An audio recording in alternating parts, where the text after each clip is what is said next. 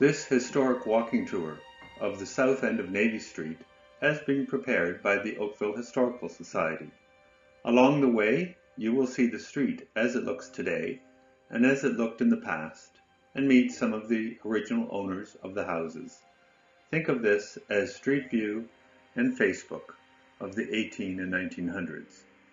The walk starts on the shore of Lake Ontario, past the very south end of Navy Street on the east side. Walk past the William Chisholm historic plaque to the end of the walking path. You should be looking at the entrance to the harbor as the tour begins. Pause the video until you arrive at this spot. Instead of today's park and the pleasure boats going in and out of the harbor, in the late 1800s, you would be looking at a bustling commercial and passenger port.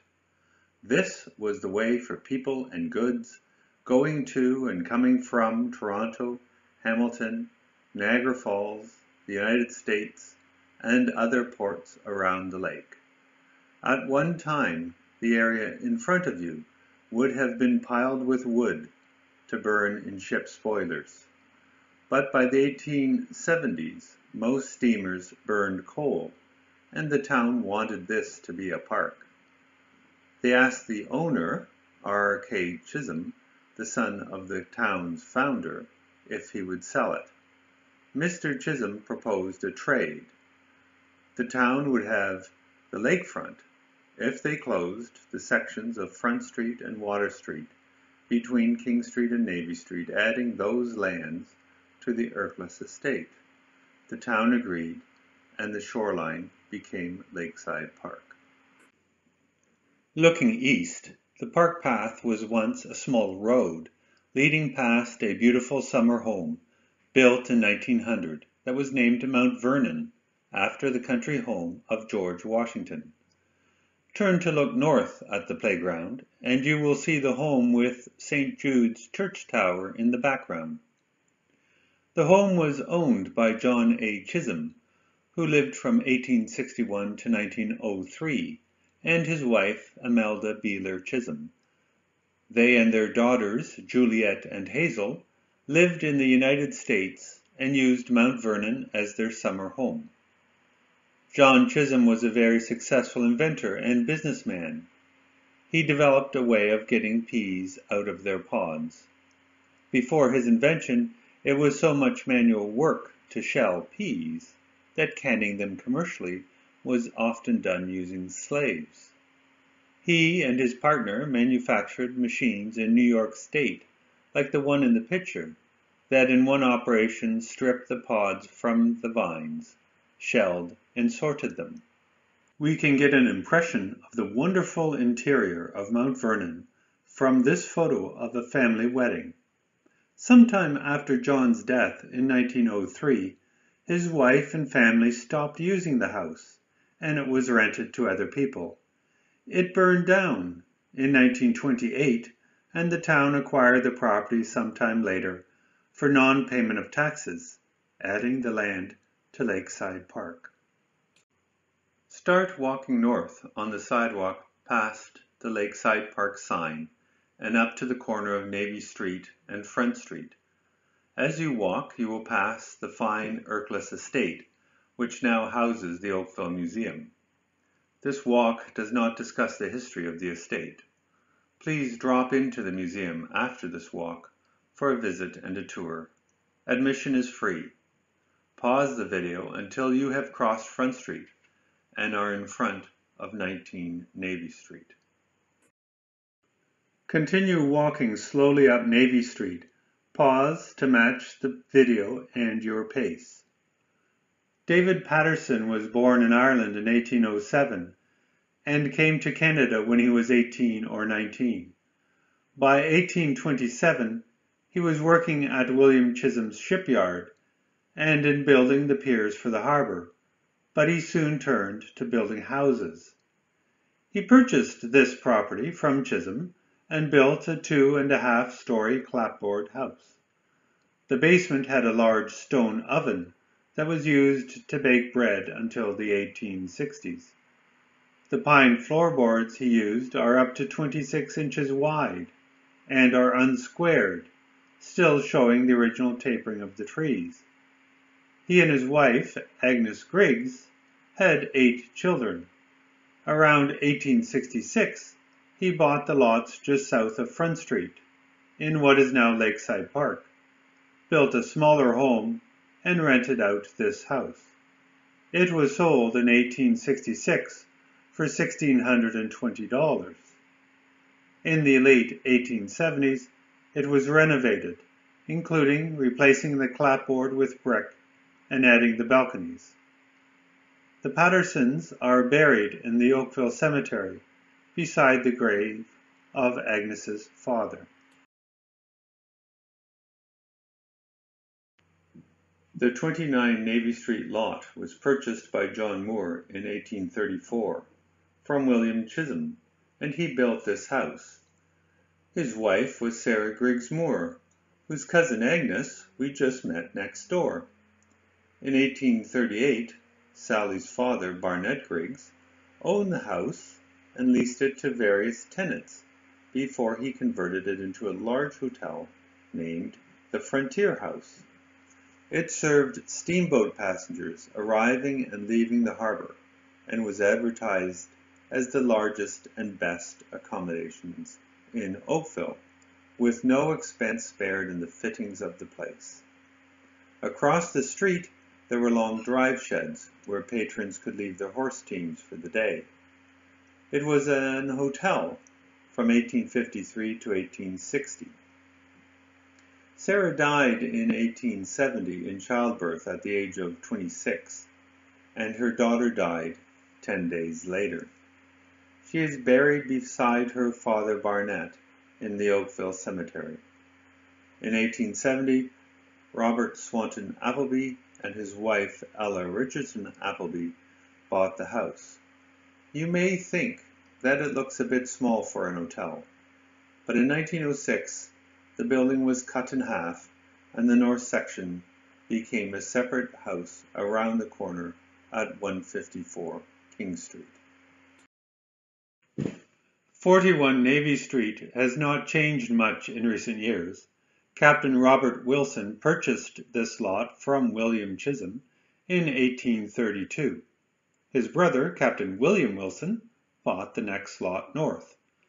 The Wilsons arrived in Canada in 1817 when their recently widowed mother came from Ireland with her 10 children. The 2 brothers married 2 sisters from Nelson, which is now Burlington. Captain Wilson and this home are mentioned in the historical novel In Any Known Blood by Lawrence Hill, who was a resident of Oakville for a time. On the walk south, we will pass the Bookmark plaque unveiled by Mayor Burton and Lawrence Hill.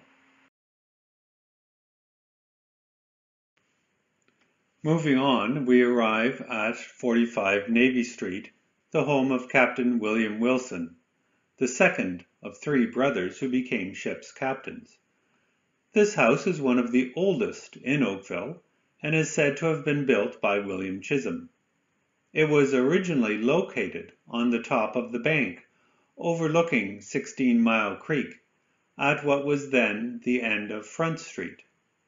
It was moved here around 1859, which is why it appears to be sideways to the street.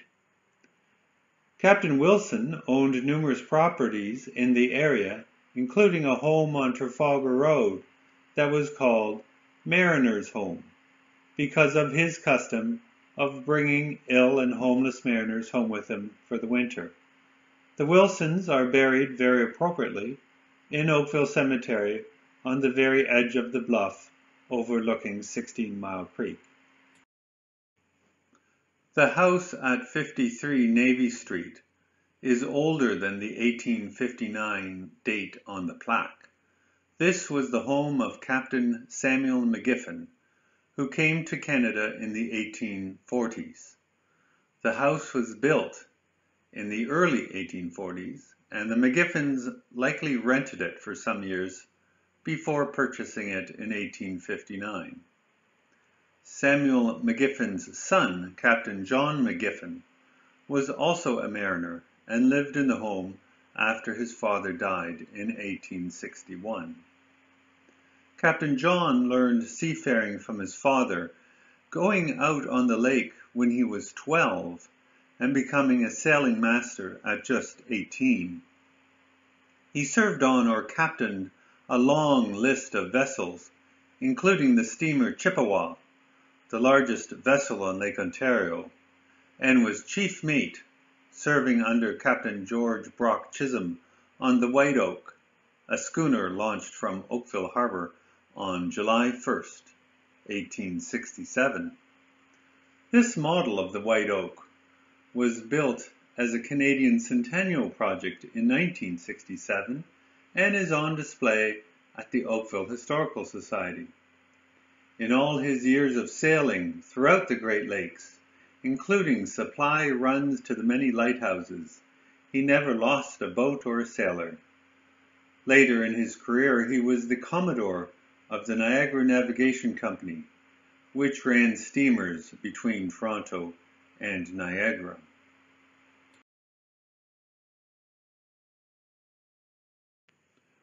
"65 Navy Street, as well as the adjoining lot on William Street, were bought from William Chisholm by William Johnson Sumner in 1831 for £20, or about $80 at the time. He was the son of Thomas Sumner, a soldier who fought under General Wolfe at the taking of Quebec City in 1759. In 1832 he built this house and sold it after 8 years for £100. The Sumners continued to live in the house around the corner on William Street. William Sumner had been the proprietor of the Grove Inn in Nelson, which is now Burlington. Then he leased the Oakville House from his good friend William Chisholm. It was located on the site of Paradiso Restaurant on Lakeshore Road. Sumner Street, which is the south side of George's Square, is named after him. Matilda Sumner, a daughter of William Sumner, married Samuel McGiffin, the brother of Captain John McGiffin, whom we met at the previous house. In 1873, they purchased 65 Navy Street, Matilda's childhood home. Unlike his brother and father, Samuel McGiffin was not a mariner. Rather, he was a hardware merchant. His store was in the original St. Jude's Church building after the church moved to its current location. It stood on the corner of Thomas Street and Lakeshore Road.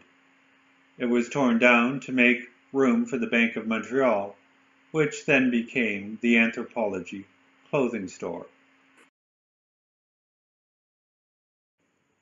We have now arrived at the Canadian Hotel on the corner of Navy and Robinson. Prior to the hotel, the house of Captain Nicholas Boylan stood on this lot. He migrated to Upper Canada in 1821 and was one of the earliest settlers in Oakville.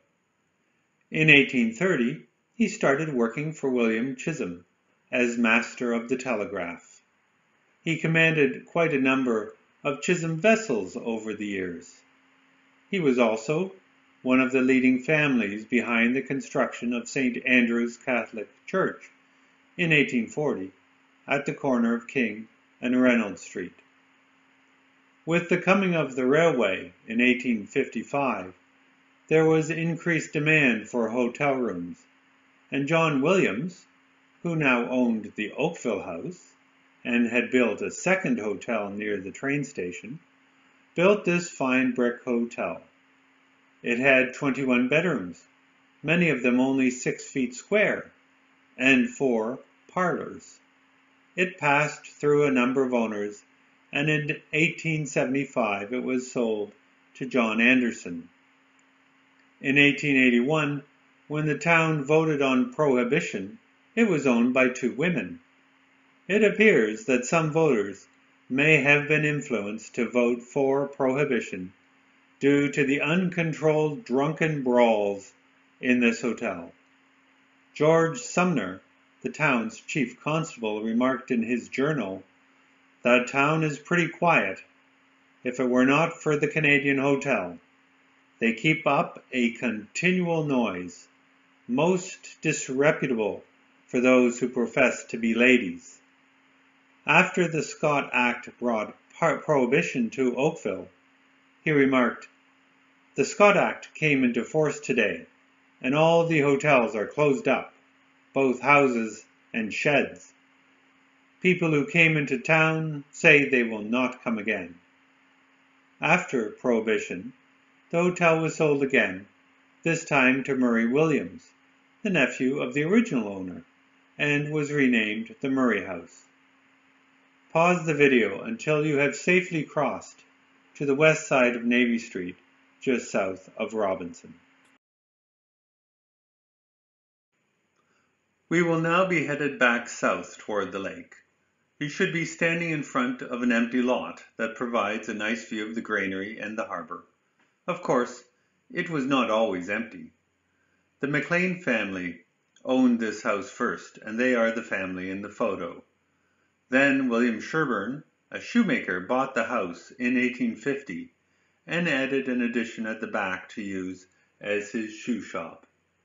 In advertisements in 1854, Sherburne makes no mention of carrying ready-made shoes, but 2 years later he announces that while continuing to sell handmade shoes, he also carries ready-made shoes and has over 1,000 pairs on offer from New York, proclaiming, "Great explosion, first selling at cost, and cheaper than ever, Jerusalem."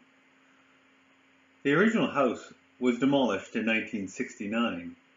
Some longtime residents of Oakville will remember Shelley's Restaurant, a seafood restaurant that was established on this site by Klaus Dietzold. He came to Canada from Hamburg, Germany in 1965.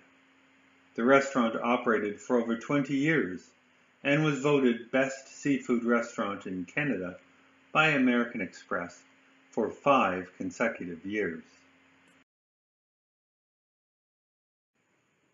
Moving to 68 Navy Street, we come to the home of Jeremiah Hageman, who came to Oakville in the 1850s and immediately set up a carriage-making factory on the slope behind his home.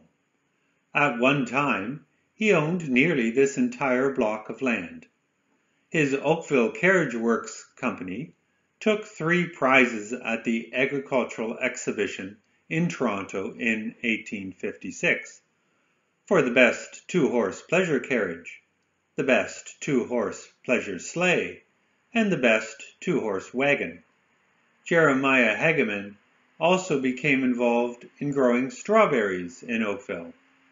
In 1869, one of his patches of strawberries yielded 2,200 quarts in one day. In that year, Oakville was estimated to have produced nearly 125 tons of strawberries. The home was sold to Benjamin Hageman in 1871, who was part owner of Gage and Hageman, a lumbering and flour milling company. In 1899, the lots were again sold, this time to Thomas Hageman, a carpenter who owned it until 1942. The house at 64 Navy Street bears the name of George King Chisholm, the oldest son of the founder of Oakville and the first mayor of the town. George was one of the first pupils of Upper Canada College and also served as the Sergeant-at-Arms of the legislature of Upper Canada at the time of the 1837 rebellion. There is some fragmentary evidence suggesting that this may have been a general retail store around 1875. However, this is not certain.